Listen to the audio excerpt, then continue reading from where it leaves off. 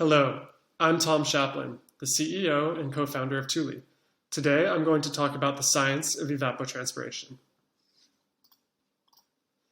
First, let's define evapotranspiration. Evapotranspiration is the amount of water a crop field uses.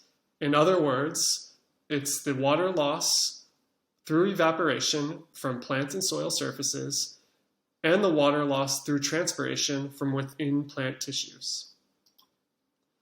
You may have heard of reference evapotranspiration. Reference evapotranspiration, which is provided by CIMIS, tells you how much water a well-watered lawn uses. Actual evapotranspiration is the amount of water your field uses. Actual evapotranspiration is the amount of water actually used by a farm field. Reference ET tells you about the water use of a lawn. Actual ET is the water use of that particular piece of land. Actual evapotranspiration goes up on hot and sunny days. A plant with more leaf area uses more water compared to a plant with less leaf area. So canopy size is also important for evapotranspiration. And finally, if a plant is water stressed, it uses less water, so evapotranspiration goes down. That is, as plants encounter water deficits in the soil, they regulate their water use and evapotranspiration goes down. A lysimeter is one of the ways to measure evapotranspiration. A lysimeter is a truck scale that's buried in the soil.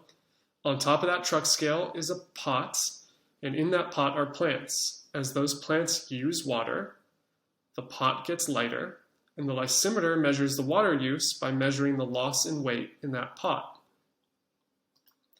Another approach to measuring evapotranspiration is to use aerodynamic methods. We're going to talk about two of those: Eddy covariance and surface renewal. We're going to start by talking about the energy balance. The energy balance describes how much energy goes into an ecosystem and where that energy goes once it's come into an ecosystem.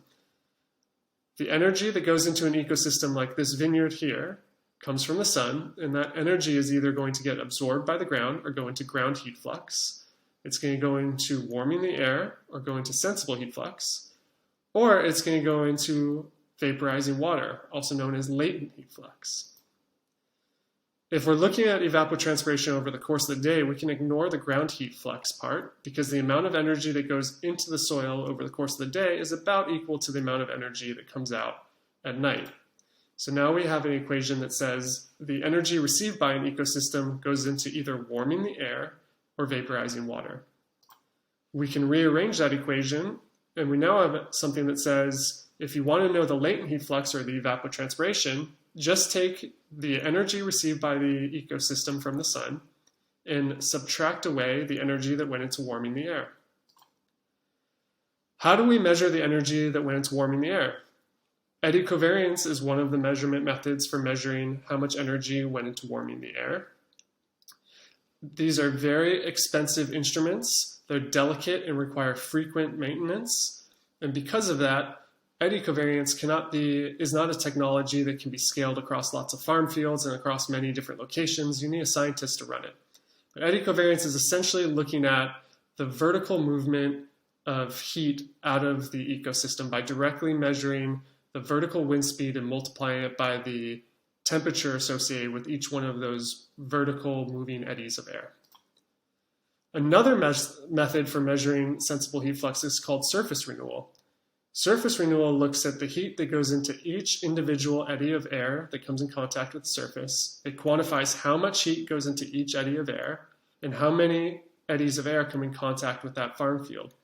And if you know how many eddies came in contact with this farm field and how much heat went into each of them, you know how much energy went from the surface of that farm field to the atmosphere. So now let's go back to our energy balance equation.